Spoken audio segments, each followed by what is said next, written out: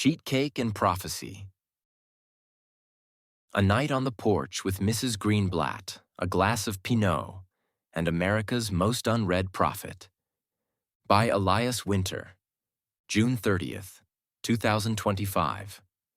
Read by an automated voice. It was Thursday night, which meant Mrs. Greenblatt was holding court on her porch, one floral slipper propped on the rail, the other lost somewhere beneath a small mountain of empty takeout containers. In front of her, a bottle of Pinot Grigio sweated in the dusk beside an aluminum tray the size of an oil pan, her famous kugel, or maybe just an excuse to avoid doing dishes. I had just trudged up from the co-op, a stack of fresh essays weighing down my messenger bag and, if I was honest, my soul.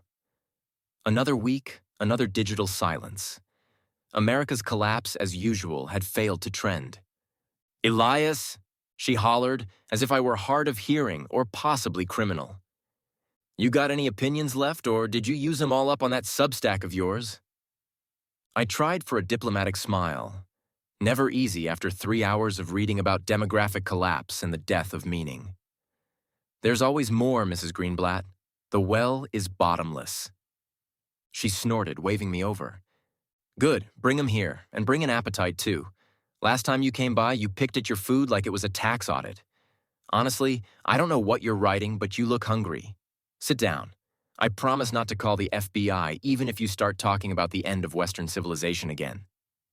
I dropped my bag, eyeing the kugel warily. Is that the sweet one or the savory one? Does it matter? You people with your big questions. Sometimes a noodle is just a noodle. And sometimes you eat what your neighbor makes and say thank you. Now sit. Let's hear what's ending this week, besides your social life. She poured me a glass, sloshing a little on the plastic tablecloth.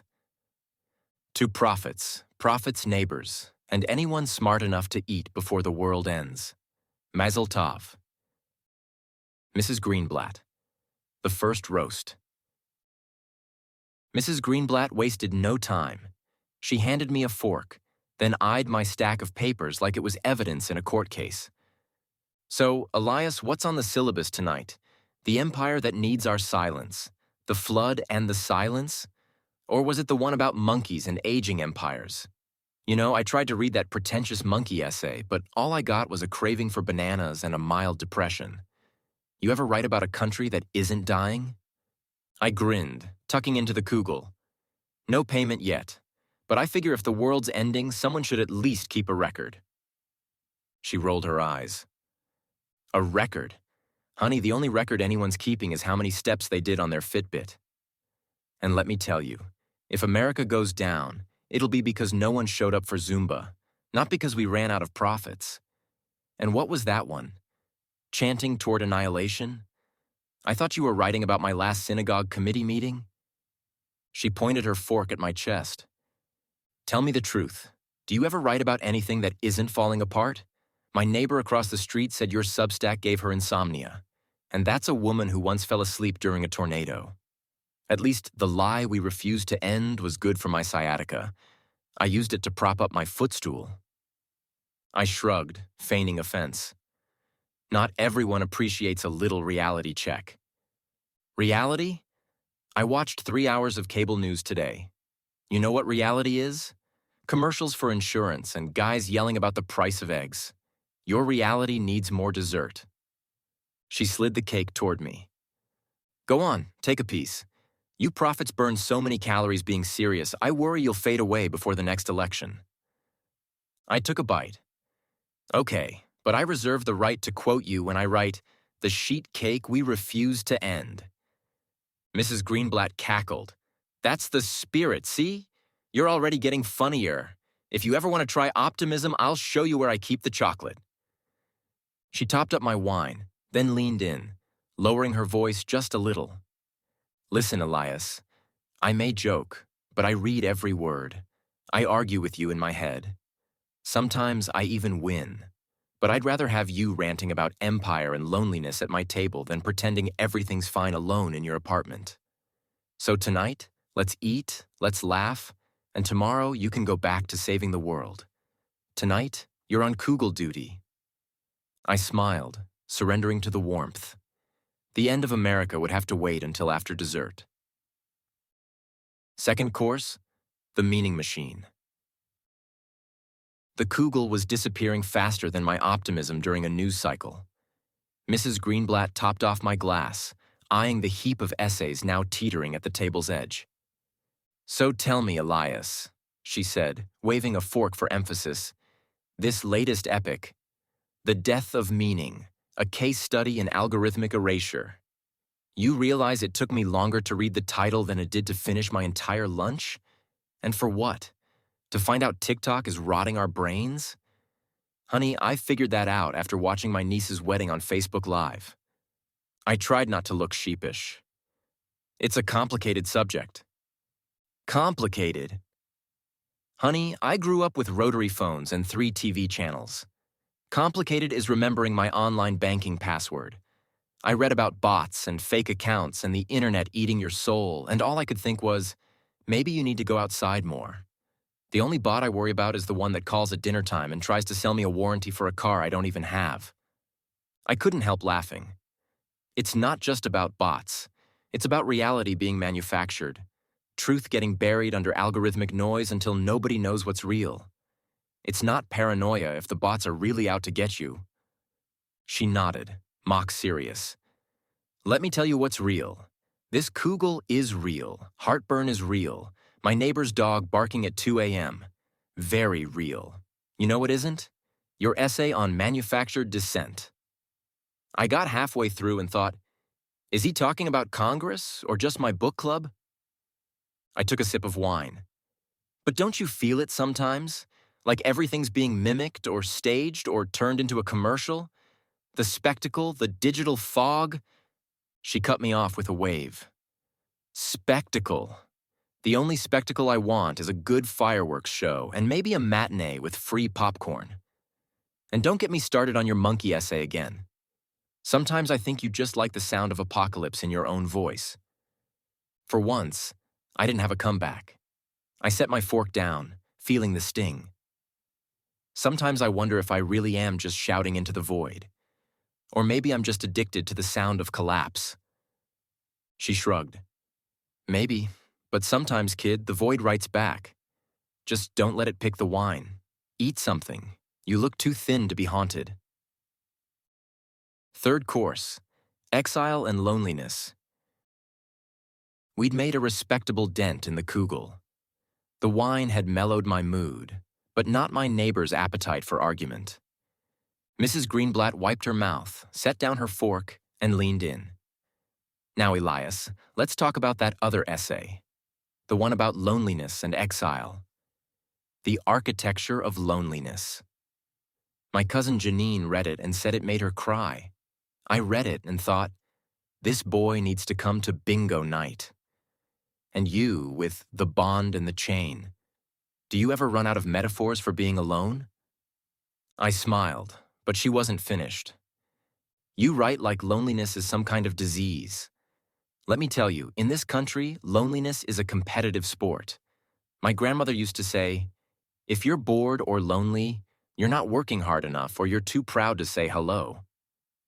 6 decades on this street. Loneliness doesn't scare me. You want to cure it?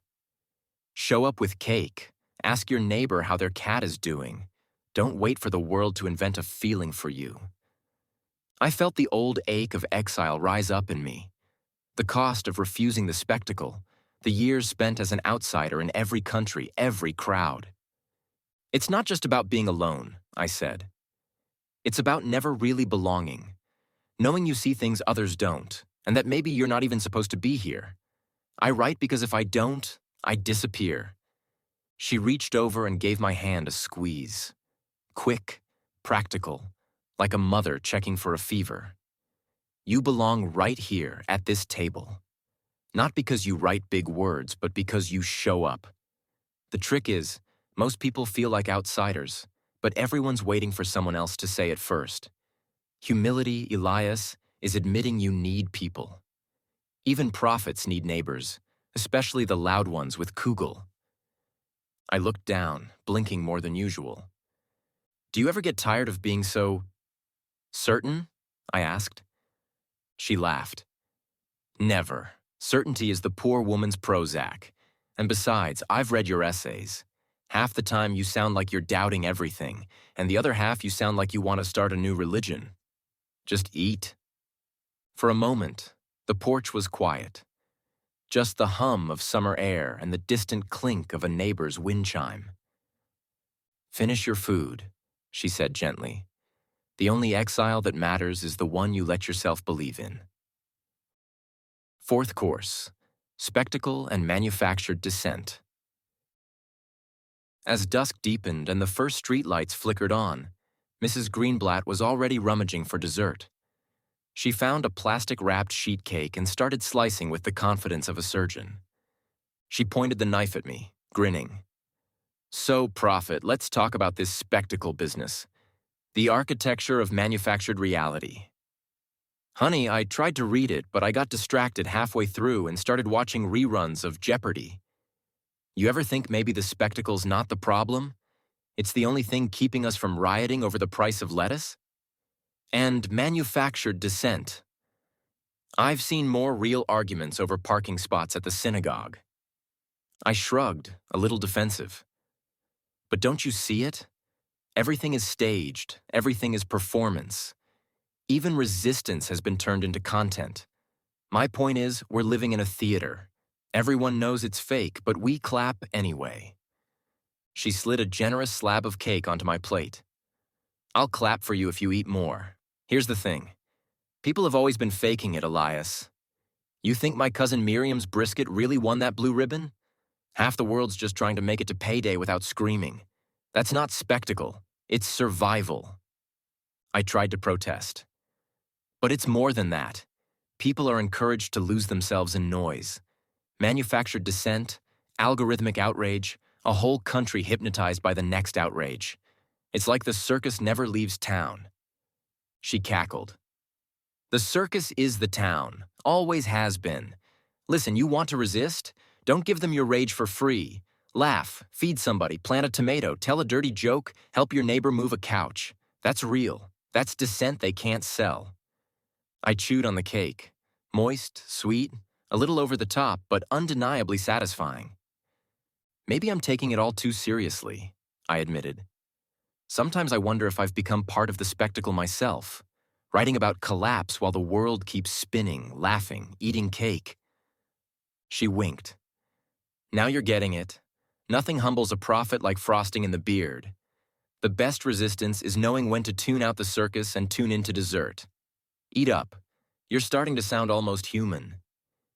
We sat for a while in companionable silence, the sound of distant televisions and kids playing tag drifting over the hedges. I found myself smiling. Thanks, Mrs. Greenblatt. She patted my arm. Don't mention it, kid. That's what neighbors are for. Now tell me honestly, is algorithmic erasure contagious? Because if it is, I'm switching to snail mail. Fifth course, relapse, suffering, and the prophetic vow. The cake was mostly gone, and the night had settled over the porch like a heavy comforter. Mrs. Greenblatt's tone, always brash and teasing, turned suddenly gentle. She refilled my glass and leaned her elbows on the table. Now, Elias, let's get real. You know I read everything, even the ones about the darkness. The prophet and the flesh. Why have you forsaken me, Father? The ones about relapses and pain and being stuck in the wilderness. The ones you don't want anyone to see. I stiffened, but she waved a hand, cutting me off before I could defend myself. You ever hear of someone who never fell down? Me neither. Life's slippery. Everybody spends some time in the ditch. What matters is if you climb out, or just decorate it and call it home. You keep crawling back to the light. That counts, even if you don't think it does. I stared at the table, unsure what to say. She reached over, her hand warm and steady on mine. Look, you write about pain because you know it. You write about falling because you're still here. Prophets, neighbors, saints, addicts, honey, we're all just limping along. Humility isn't pretending you're cured. It's knowing you're not finished. A wry smile crept onto her lips. You know why I like you, Elias? Because you don't lie, not even about your own mess. That's rare. That's worth more than another essay about how America's got one foot in the grave. I let myself breathe again. Sometimes I think the vow to keep telling the truth is all that's left. Sometimes I wonder if that's just an excuse to never be happy. She squeezed my hand, then let go and started stacking plates. Good. Keep the vow. Just remember, prophets need dinner too. You keep the record, I'll keep the leftovers. Between us, we might even save a little piece of the world. She winked. Now help me clean up. Next week I'm making brisket, and if you write a sad poem about it, I'll make you do the dishes. We laughed together this time, the porch echoing with something stronger than pain, something like mercy disguised as dessert. Sixth course: humility, hope, and the last word. The porch was quiet now, the cicadas singing their late summer chorus, streetlights painting halos on the cracked sidewalk. Mrs. Greenblatt cleared the last crumbs of cake, then sat back with a sigh of deep satisfaction and a glint in her eye. She fixed me with a look, a mix of mother, rabbi, and drill sergeant. All right, prophet. One last thing before you wander off into the darkness to write another tear-stained manifesto. I grinned, bracing myself. Humility, she said, isn't writing about how small you feel or how the world's ending. It's knowing you're just one voice, in one place, on one ordinary night. It's having the good sense to take your shoes off at the door, say thank you and wash your own plate. She raised her glass. Hope's not a headline, Elias. It's leftovers in the fridge. It's sitting on the porch with someone who still argues with you even after dessert. It's showing up, hungry, honest, stubborn, and a little ridiculous. I smiled, the heaviness in my chest easing. She reached for her coat, then stopped. You want to be a prophet? Fine, but be a neighbor too. Nobody gets remembered for their footnotes. They get remembered for bringing pie and for showing up, even if the only thing you save is someone's appetite. We stood, stretching in the soft night air. The world outside was still full of noise and hunger, fear and forgetting. But here, on this porch, for a moment, there was peace, and enough. Mrs. Greenblatt handed me a Tupperware full of kugel. For breakfast, she said, or for your next existential crisis, same difference. As I headed home, bag heavier with food than with essays, I heard her call after me, voice warm and irrepressible. Next week you bring the jokes, I'll bring the wisdom. And Elias, don't wait for the world to end before you come back for dinner. Coda. The record and the return. I walked the slow block home, Tupperware of kugel warm in my hand, the night fragrant with mown grass and some neighbor's bad cologne. Every porch light glowed, silent testaments to the 1,000 private survivals happening behind each door. The street was quiet, except for the soft hum of televisions and a stray laugh drifting through a window. My apartment was as I'd left it. A mess of books, unfinished drafts, a blinking cursor on a document titled, in typical Elias fashion, On Witness and Futility. I set the food on the table and sat in the hush, hearing Mrs. Greenblatt's voice echo in my mind. Nobody gets remembered for their footnotes. They get remembered for bringing pie. I looked at my stack of essays, the accumulated warnings, laments, and confessions. Maybe the record didn't need to save the world. Maybe it was enough that it saved me. Kept me coming back, kept me honest, kept me hungry for another night on the porch, another conversation, another plate. Outside, a siren wailed, then faded. I opened the window, letting in the ordinary sounds of a city refusing to collapse. Not tonight. Maybe, I thought, survival is less about the words we leave and more about the dinners we accept, the neighbors who refuse to let us disappear. I spooned out a piece of kugel, letting the sweetness linger on my tongue. Maybe tomorrow I'd write another prophecy, Or maybe I'd just write a thank you. For now, there was enough. Enough food, enough witness, enough hope to last until morning. And that, I realized, was the real record worth keeping. Elias Winter, author of Language Matters, a space for reflection on language, power, and decline. Thanks for reading Language Matters. Subscribe for free to receive new posts and support my work.